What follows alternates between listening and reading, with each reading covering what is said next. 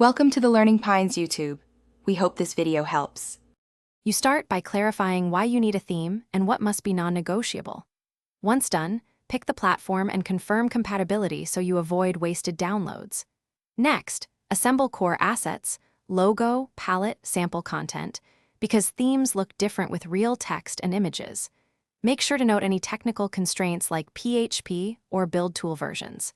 These immediate actions get you into hands-on testing within minutes rather than days, and they prevent you from chasing visually attractive but incompatible themes.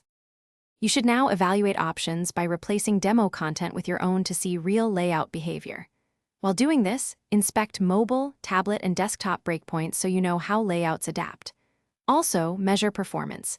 If pages load slower than 3 seconds, rule it out unless optimizable. Once a theme passes those checks, probe customization depth. Can you override styles, add templates, and keep updates safe? These middle steps reveal whether a theme is adaptable for long-term use.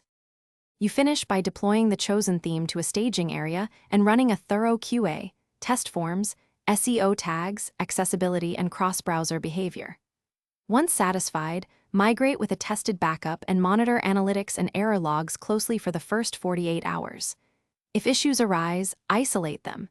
Deactivate plugins, switch to a default theme, or enable debugging to find conflicts. Make sure to use a child theme or vendor support for persistent problems to preserve custom changes. Thanks for watching. Consider subscribing if we helped you.